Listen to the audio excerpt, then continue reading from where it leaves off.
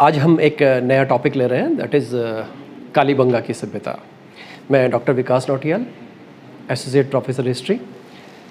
कालीबंगा की सभ्यता जो है, जो हमारे सिलेबस में है, वो मूल रूप से सिंधु सभ्यता का एक्सटेंडेड रूप यानी एक भाग है। विस्तारित रूप भी है और एक भाग भी है। जब हम प्राचीन काल की बात करते हैं, पुरानी दुनिया की बात करते हैं, तो वहाँ पर नदी घाटी सभ्यताओं की बात आती है। नदियों के आसपास में सभ्यताओं का विकास हुआ। ये हम इस पूरे स्लाइड से समझ सकते हैं। आपके सामने देखिए एक स्लाइड आ रही है।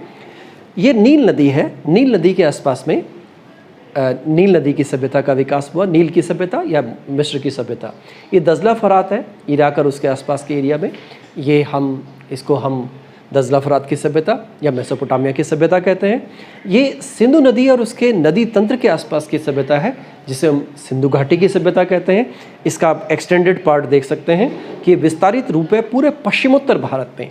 ये पार्ट वांगो नदी और खास करके यांगटीसी-कियांग नदी है।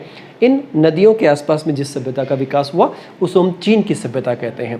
इस तरह से दुनिया के सभी भागों में हमें इस सभ्यता का, इन सभ्यताओं का, नदी घाटी सभ्यताओं का विकास होता हुआ हमको दिखाई देता है। अब ये है हमारा सिंधु नदी तंत्र। जब हम सिंधु सभ्यता कह रहे हैं तो सिंधु नदी तंत्र के आसपास जिस सभ्यता का विकास हुआ उसे हमने सिंधु घाटी सभ्यता कह दिया। ये आप देख रहे हैं कि भारत की तरफ ये एक कालीबंगा हम जगह देख रहे हैं।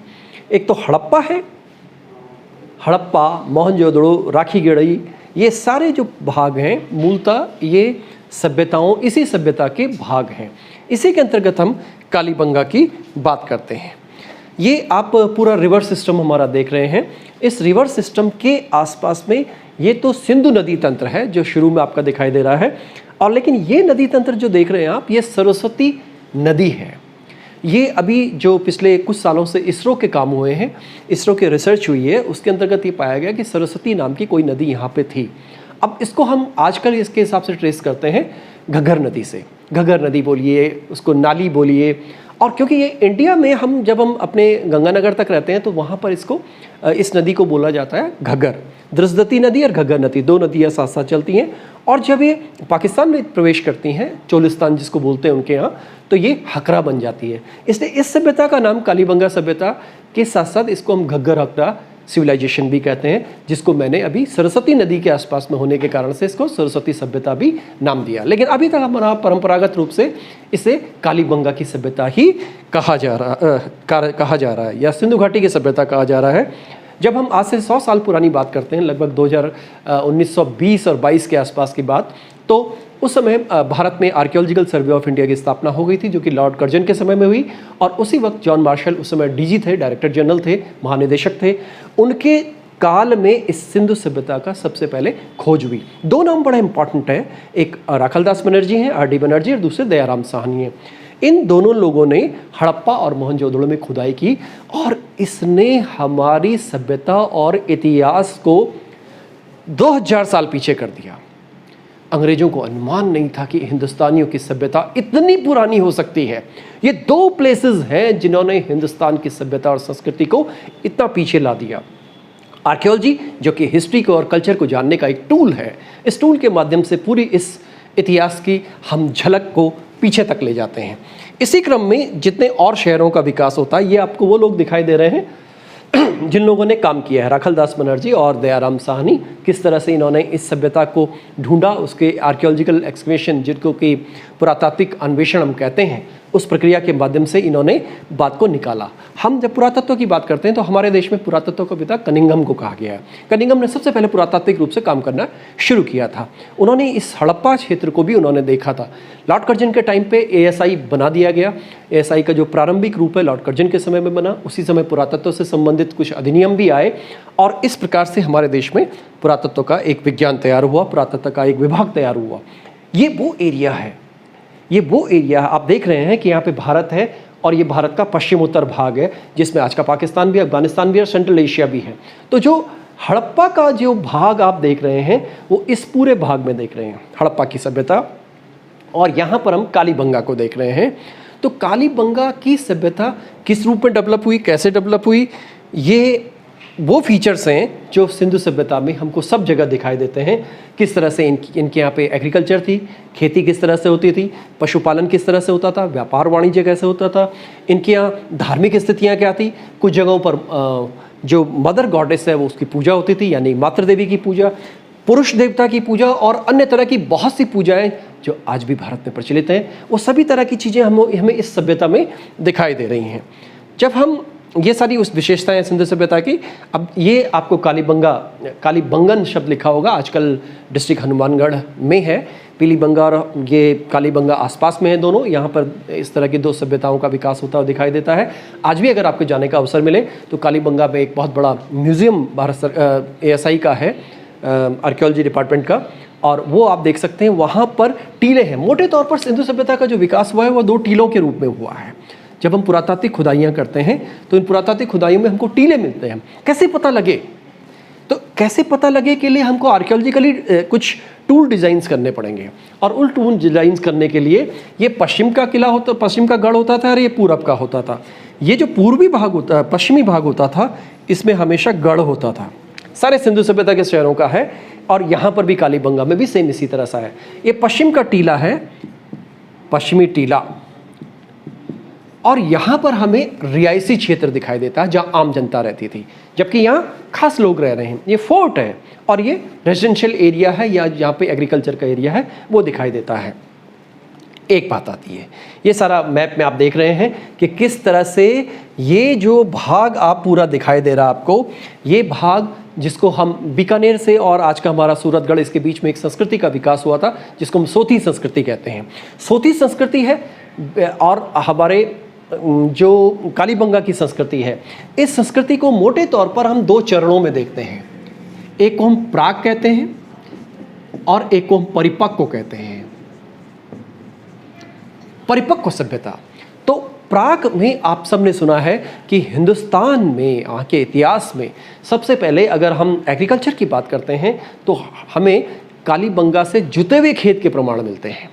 तो जुते हुए खेत के प्रमाण हमें लगभग 2800 BC के आसपास मिलते हैं, यानी आज से 4800 साल पहले ये खेती के प्रमाण हमें इस जगह से मिले हैं। दोहरी फसल प्रणाली का मतलब यहाँ पे है, डबल क्रॉपिंग सिस्टम का मतलब है चना भी होगा तो मटर भी होगा।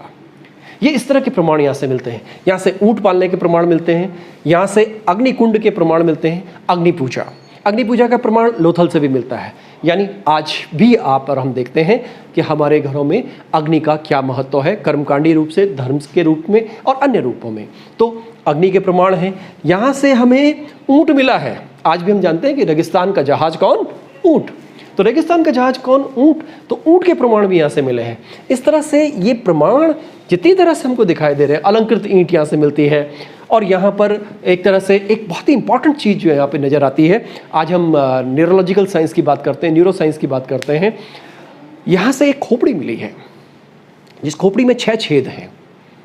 ऐसा लगता है कि क्या उनको किसी तरह से न्यूरोलॉजी का ज्ञान था? वो छेद किए हुए हैं तो ऐसा लगता है कि वो एक सर्जरी हुई है।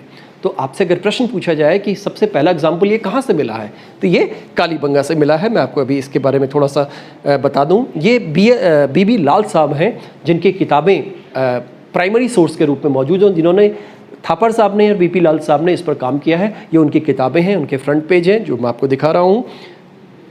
ये आप देख सकते हैं कि 1953 के आसपास में इसमें खुदाई होनी शुरू हुई थी, और इसमें आप नाम देख रहे हैं कि अमलानंद घोष का नाम है, बीबी लाल का नाम है, बीके थापर का नाम है। और वर्तमान में कहाँ है ये? घग्गर नदी, यानी राजस्थान में, वहाँ हनुमानगढ़ में इसको नाली बोलते हैं, उसके किनारे बसा हुआ है।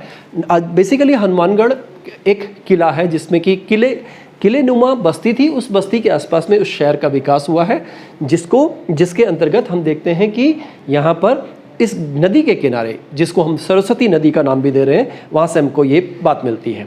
अग्निकुंड के प्रमाण, ये मैंने आपको बताया। जुते हुए खेत के प्रमाण मिलते हैं। घरों की छतें लकड़ी और मिट्टी की बनी हुई हैं। यहाँ के ड्रेनेज सिस्टम भी यहाँ किसका बना हुआ है? वो भी लकड़ी का बना हुआ है। युग्म समाधि के प्रमाण मिले हैं। जल निकास की व्यवस्था में लकड़ी का प्रयोग किया गया है।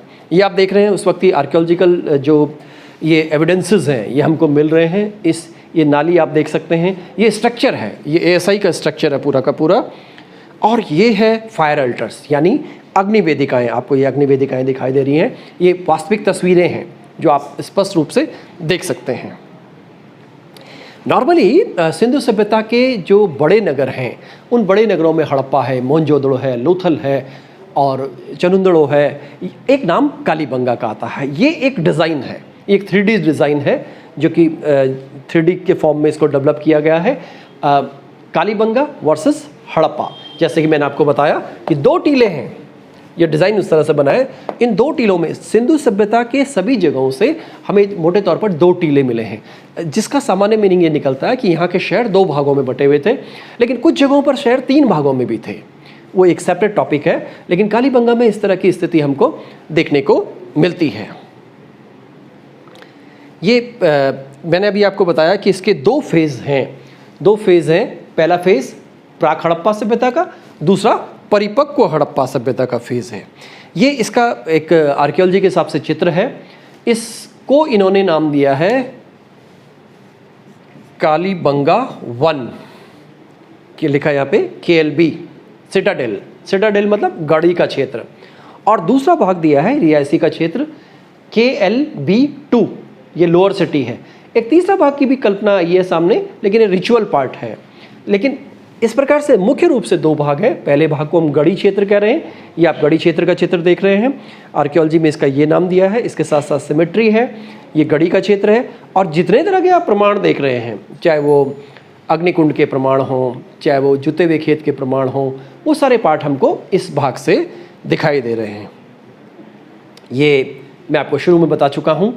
ये इसरो के हिसाब से ये सरस्वती नदी का एक स्ट्रक्चर है, और आज ये माना जा रहा है कि सरस्वती नदी इस क्षेत्र में बहती थी। और इसीलिए आपने पिछले कुछ दशकों में, पिछले दशक से बात आई है कि सभ्यता का नाम सरस्वती सभ्यता क्यों न रख दिया जाए। तो आया भी कि सिंधु सरस्वती सभ्यता नाम हो या सरस्वती सभ्यता नाम हो। ये नदी आप देख रहे हैं, इस नदी के आसपास में बहुत से क्षेत्रों का विकास हुआ, बहुत से साइट्स का विकास हुआ। और साथ साथ में एक बात और आती है कि इसमें जो मेन नदी हैं उसको हम घग्गर और हकरा कह रहे हैं, क्योंकि जो घग्गर नदी है जब वो पाकिस्तान में प्रवेश करती है तो उसको हकरा बोल देते हैं। तो इस अभी आज़ादी के बाद सबसे ज़्यादा स्थल जो खुदाई के हैं वो हमें घग्गर और हकरा क्षेत्र से प्राप्त होते हैं, दिखाई देते हैं। इसलिए उसको घग्गर हकरा सिविलाइजेशन, या आज के संदर्भ में देखें तो इसको सरस्वती सभ्यता का नाम दिया जाता है। इस प्रकार से कालीबंगा की सभ्यता मूल रूप से एक कांस्य युगीन सभ्यता थी। कांस्य युगीन सभ्यता, कांस्य युगीन सिंधु सभ्यता की एक महत्वपूर्ण विशेषता है। नगर नियोजन सिंधु सभ्यता की एक महत्वपूर्ण विशेषता है। अग्नि पूजा ये भी एक महत्वपूर्ण विशेषता है, लेकिन ये लोथल से ही हमको मिलती है। तीसरी बात ये आती है कि यहाँ पर हमें शवाधान के प्रमाण मिले हैं, सिमेट्री जिसको हम कहते हैं। शवों का विसर्जन कैसे किया जाए, उनका अंतिम संस्कार किस तरह से किया जाए, यहाँ से हमें खेती के प्रमाण मिलते हैं। क्योंकि किसी भी नगर की व्यवस्था होने के लिए सबसे पहले हमारे लिए ज़रूरी होता है कि आसपास में खेत हो। जब तक कृषि अतिरेक नहीं होगा, एग्रीकल्चर सरप्लस नहीं होगा, नगरों का विकास नहीं हो सकता। तो आप देख रहे हैं कि सिंधु सभ्यता का या कालीबंगा का विकास जिन नदियों के किनारे हो रहा है, जिस रिवर सिस्टम के आसपास हो रहा है, उस रिवर सिस्टम के आसपास में शहर विकसित हो रहे हैं। और इन शहरों के क्रम में हम एक पूरे विकास की प्रक्रिया पाते हैं। इस प्रकार से राजस्थान का एक बहुत बड़ा महत्वपूर्ण भाग जो कालीबंगा की सभ्यता के रूप में आता है, वो सिंधु सभ्यता के एक्सटेंडेड फॉर्म के रूप में आता है, और ये हमारे सिलेबस की दृष्टि से अत्यंत महत्वपूर्ण है। थैंक यू, धन्यवाद।